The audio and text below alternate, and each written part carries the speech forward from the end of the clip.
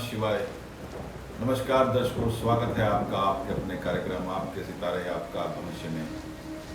दर्शकों, आज हम बात करेंगे आप कैसे धनवान हो सकते हैं। जी हाँ, कैसे धनवान हो सकते हैं। और इस विशेष श्रावण मास में और श्रावण के अधिक मास में क्या कर सकते हैं आप, क्या ऐसा करें कि आपके धन के रास्ते खुल जाएं।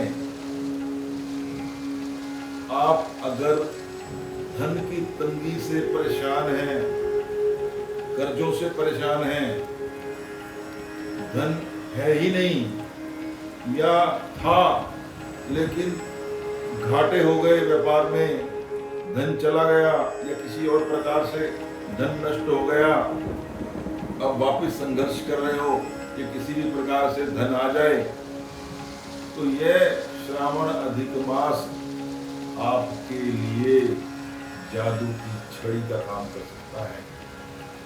बड़ी मेहनत है, लेकिन अगर कोई करेगा तो निश्चित तौर पर धन तो उसको मिलेगा। मेहनत करनी पड़ेगी। वैसे भी इंसान को हर काम में मेहनत करनी चाहिए। जो व्यक्ति मेहनत करता है वही धन अर्जित करता है, उसी को मेहनत का फल मिलता है, चाहे वो धन के रूप में मिले।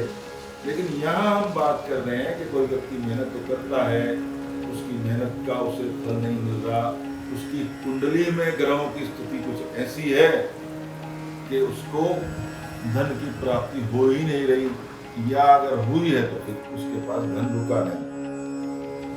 दर्शकों, अपनी अपनी कुंडली चेक कर लेना, उसमें दूसरा भाव चेक कर लेना, 11वां भाव चेक कर लेना और 6वां भाव चेक कर लेना। पहला भाव तो लगन का है, वो भी इनके साथ चेक करना पड़ेगा। यदि आपकी कुंडली में लगन, यानी मान लीजिए लगन जो पहला घर होता है 1 नंबर, उसमें मान लीजिए 1 नंबर लिखा है तो लगन हो गया मेष। मेष का स्वामी हुआ मंगल, लगन का स्वामी मंगल।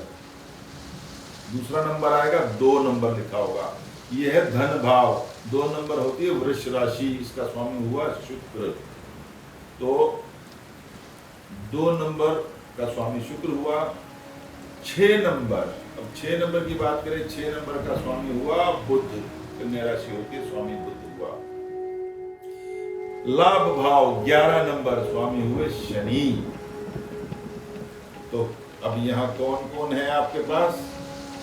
मंगल लगन का स्वामी, द्वितीय भाव वृष राशि धन का स्वामी शुक्र, 6ठा भाव बुध, 6ठा भाव रोग ऋण शत्रु, 11वां भाव लाभ। मंगल शुक्र बुध और शनि, ये देख लो। यदि आपके लगन का संबंध दूसरे भाव से शुक्र के साथ और शनि के साथ कहीं है, तो आपको धन जीवन में अवश्य मिलेगा, आपको लाभ मिलेगा ही मिलेगा, धन आएगा ही आएगा। मान लीजिए लगन का स्वामी द्वितीय भाव में बैठ गया या 11वें भाव में बैठ गया, या 11वें भाव का स्वामी आपके लगन में आपके बैठ गया या धन के भाव में आके बैठ गया। शुक्र और शनि दोनों एक साथ आके लगन में बैठ गए तो आपको धन मिलेगा ही मिलेगा। बस बचना किससे? 6ठे भाव से, जो कि कर्जों का भाव है बुध। बुध से संबंध ना बने तो अच्छा।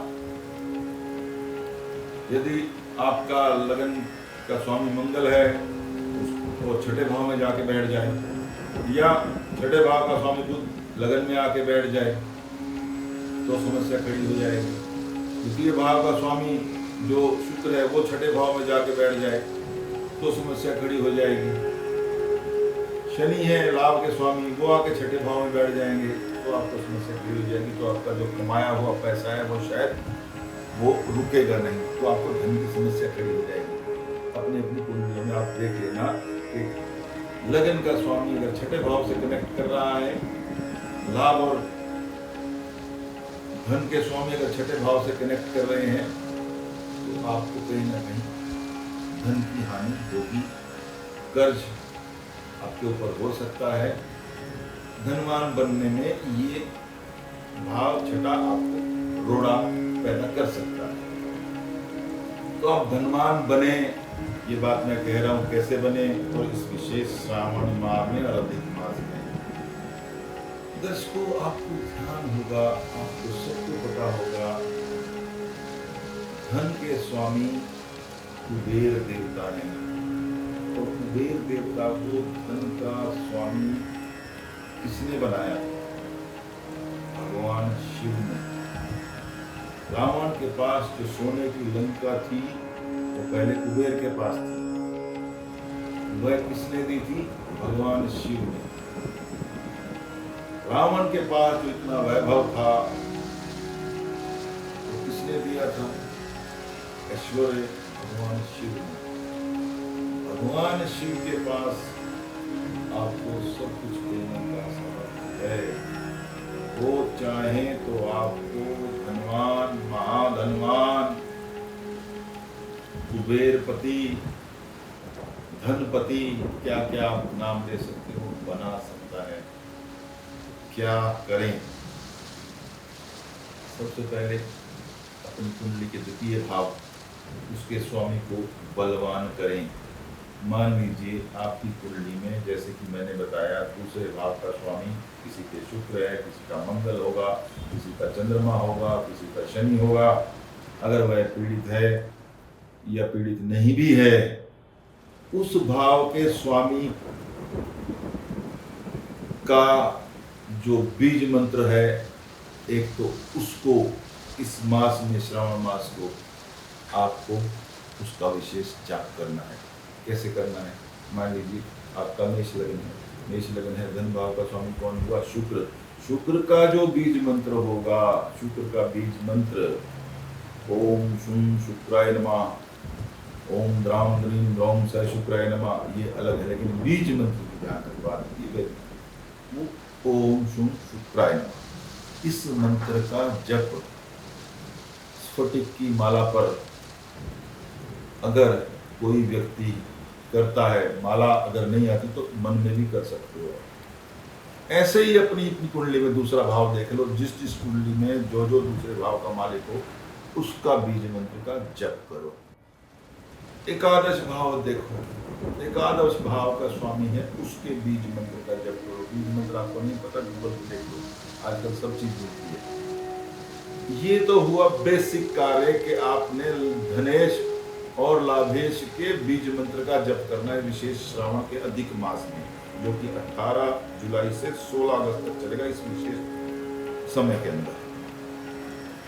फिर आपको कुबेर देवता का जो मंत्र है, उस मंत्र का भी आपको जप करना है। कुबेर देवता के बहुत सारे मंत्र हैं, आप कोई भी मंत्र ले सकते हैं।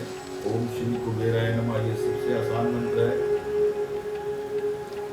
और उसके अतिरिक्त बहुत सारे मंत्र हैं, आप गूगल पे देख सकते हैं, जो आपको ठीक लगे, जो आपसे आराम से उच्चारण हो। अगर उच्चारण की शुद्धि आपके अंदर है तो आप उस मंत्र का जप कर सकते हैं। जिसके उच्चारण की उसको क्षमता है, वो ओम श्री कुबेराय नमः, इस मंत्र का जप वो कर सकता है। अब ये तो हो गए आपके मुख्य मंत्र, धनेश का मंत्र, लाभेश का मंत्र और कुबेर देवता का मंत्र। इसका आपको जप करना है। मैंने पहले कहा था मेहनत लगेगी, लेकिन धनवान बनने से कोई रोक नहीं सकता। मेहनत लगेगी, मेहनत करनी पड़ेगी। अब आती है बात भगवान शिव की शरण में जाने की। कोई सोमवार विशेष नहीं देखना कि केवल सोमवार को ही आपको भगवान शिव की पूजा करनी है। सोमवार को बहुत उत्तम बात है, लेकिन प्रत्येक दिन, जितने दिन श्रावण चलेगा, और विशेष तौर पर श्रावण में जितने दिन अधिक मास रहेगा, 18 जुलाई से 16 अगस्त तक, प्रत्येक दिन भगवान शिव का आपको अभिषेक करना है। अगर मंदिर नहीं जा सकते, छोटा सा पारद शिवलिंग हो तो अति उत्तम, उसके ऊपर आप पंचामृत से, जल से, गन्ने के रस से, कैसे भी भगवान शिव का आप अभिषेक कीजिए और भगवान शिव के महामंत्र ओम नमः शिवाय इस जप के साथ कीजिए। इसके अतिरिक्त यदि आप और मंत्रों के बारे में जानते हैं या पूर्ण रुद्री पाठ के बारे में आप जानते हैं तो अति उत्तम है, लेकिन ओम नमः शिवाय के साथ आप अगर साधारण रूप से आप किसी भी मंदिर में चले जाएंगे, शिवालय में चले जाएंगे और जल से, दूध से, गन्ने के रस से, विशेष तौर पर गन्ने के रस से अगर आप भगवान शिव का अभिषेक करेंगे ओम नमः शिवाय के जप के साथ, तो जो पहले बताए हैं 3 मंत्र आपके धनेश के, लाभेश के और कुबेर देवता के, वो करने ही है, आपको केवल जप करने हैं और भगवान शिव का इस प्रकार से अभिषेक आपको करना है। ये यदि कोई व्यक्ति कर लेगा इस श्रावण के विशेष तौर पर अधिक मास के दिनों में, तो ये मान के चलना कि आपकी मेहनत और आपके किए गए ये प्रयास जो कि जप के रूप में है और अभिषेक के रूप में है, आपको अधिक देर नहीं करनी पड़ेगी। मात्र 41 दिन के अंदर अंदर आपको अपने जीवन में नई राह, जैसे कहते हैं ना, अंधेरे में प्रकाश की कोई किरण दिखाई दे, जिसे कोई रास्ता नहीं सूझ रहा उसे रास्ता दिखाई देगा, जिसके ऊपर कर्ज है उसको कर्ज के उतारने का कोई रास्ता नहीं मिल रहा उसको कोई रास्ता दिखाई देगा, जिसको लाभ नहीं हो रहा उसको कहीं से लाभ होने लग जाएगा। कुल मिला के आप देखो एक बहुत बड़ा परिवर्तन आएगा। मन की शुद्धि के साथ करना है, पूर्ण विश्वास के साथ करना है और इस पूरे काल में किसी भी तामसिक चीज का आपको सेवन नहीं करना, न प्याज, न लहसुन, न मांस, न मदिरा, कुछ भी नहीं। संयमित रखना है अपने आप को और मैंने पहले कहा था मेहनत लगेगी, प्रयास करना होगा। थोड़ा कठिन है, लेकिन जो लोग कठिन कार्य को सरलता से कर लेते हैं उनके लिए ईश्वर सारे रास्ते खोल देता है। तो भगवान शिव की कृपा आपको मिले और विशेष इस प्रयोजन से कि आपको धनवान बनना है, आप ये उपाय कीजिए और फिर अपने जीवन में आने वाला चमत्कार देखिए कि भगवान शिव आपको किस प्रकार से धन देते हैं, वैभव देते हैं, ऐश्वर्य देते हैं। धन्यवाद। यदि आपको हमारा कार्यक्रम अच्छा लगे तो हमारे इस चैनल को सब्सक्राइब करें और बेल आइकन के बटन को दबाएं ताकि आपको आने वाली वीडियोस देखने का अवसर मिले।